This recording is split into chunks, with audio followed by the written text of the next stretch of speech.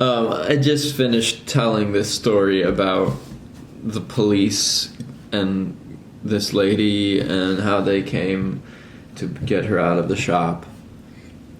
I got cut off. There. But yeah, I just need to breathe. I just need to take a second.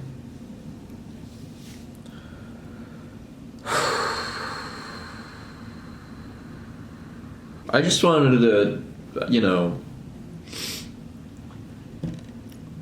I don't know why I've told this story. It's just that, have compassion for people. She was so mean and so awful and so racist and so hateful, and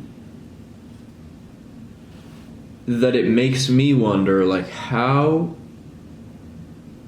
how sad and lonely and forgotten and disregarded must you be before you go to those lengths for some attention.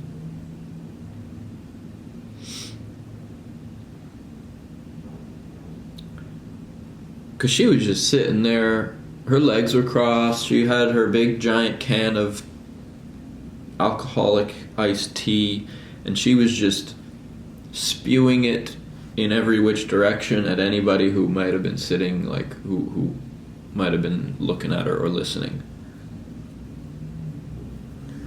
And she doesn't even understand. She did not give a shit. She did not give a shit. She called me the N-word. She called this guy who is black the N-word. Not a fucking problem. She did not give a shit. She just wanted some attention. And if that meant some guy came over and beat the shit out of her, I guess that's what, I don't know. But me and Rakim were standing outside. He was smoking a cigarette. We were talking. And he was pissed off. He was so upset, really obviously and understandably. He came into the shop to get a freaking coffee.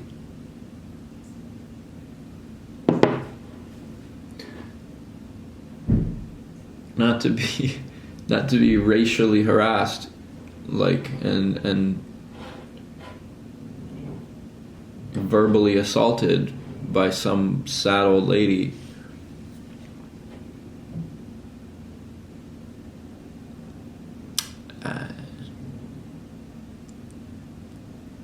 I'm glad he didn't, because he was saying stuff like, if this was the 1800s, I would have ended you. I would have put one in your head. And when she called him that word the second time, and he got up and started walking towards her, he was like, I can't fucking believe you said that. He was trying so hard to hold himself back, and I was like, my guy, you please. She just wants attention. She can't hear what you're saying. Please. There's literally, apparently, police on their way here. I don't want a scene. I don't need you to get arrested. I don't need anything like that to happen. I don't want to be on the news. I just want them to come and take her out of here. That's all I want. Be better than that. We got this. We've been doing this for the last hour. We could continue. Anyway, I'm glad he was okay. I'm glad he got out of there. I hope that the rest of his day was good, because he really took a large brunt of that. And the poor couple in the window who just got absolutely ripped apart. They must have been so uncomfortable. But it was really nice? this lady who was in the other window, there's two windows, and she was sitting in the other window, like, just working on her computer the whole time, and she had headphones. I don't think she was, like, she didn't want to turn around, because as soon as you turn around and, like, engage, you would have gotten assaulted verbally. But she, after it was all said and done, I threw away her Twisted Tea and her copy of Tropic of Capricorn. Interesting, because Henry Miller was actually homeless in Paris when he wrote Tropic of Cancer, which I don't know, it just came to mind when I threw that book out. And her plants, poor little flowers, mopped all his stuff up. Cops came, she threw stuff all over the floor, she spilled stuff, she was making such a mess. But she did go peacefully, she got up. They were like, get your things. She was like, I don't want my fucking things. She just got up and left. And I guess, when you're the police, you do that, I guess. I don't know. What was I saying? Oh yeah, this lady in the window, she came up to me and she was like, hey, I just want to say, like good job, like, you handled that really well. And she's like, I'm definitely gonna tell your higher ups, like, you did a really great job, because that could have been really bad. And she's a regular. She comes in all the time. I know her name, I know her order. I see her all the time, and that kind of meant a lot to me. Cause I didn't know how. I didn't know. I was doing the best I could. I just didn't want anyone to get hurt. I just didn't want, like I said, I didn't want to be on the news because some crazy shit went down. I just wanted to get on with the day. Meanwhile, there's like 7 tickets happening, and my other coworker's like having to deal with all of it on her own. And so that meant a lot to me, to hear someone say, I think you handled that really well. And I took that with me for the rest of the day, just kind of like with gratitude, and really appreciated that. I hope she's okay wherever she is.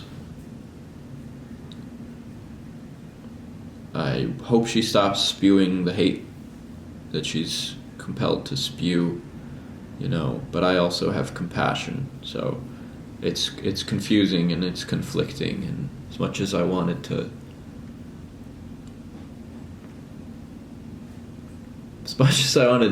punch her in the face for that, I would never want to punch anybody, let alone a 67-year-old woman. I would never.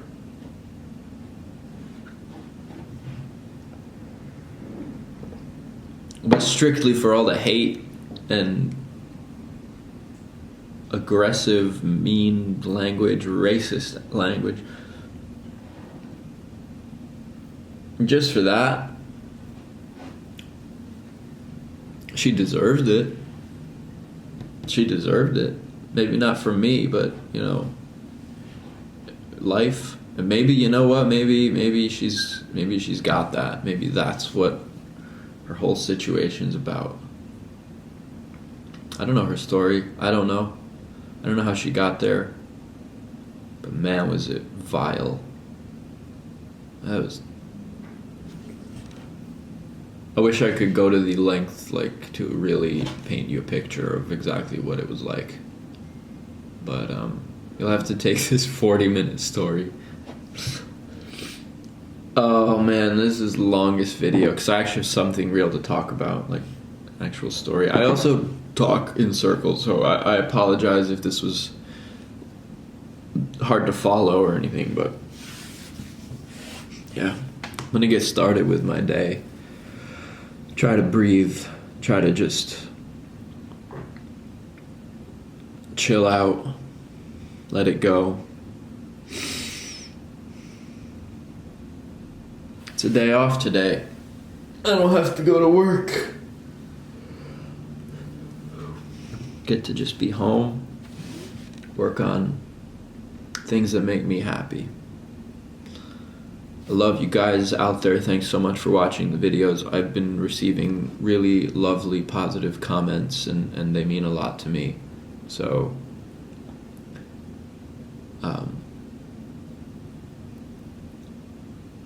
yeah, they're very encouraging. So thank you. Thank you very much. Ah. My alarm is going off. I will see you tomorrow.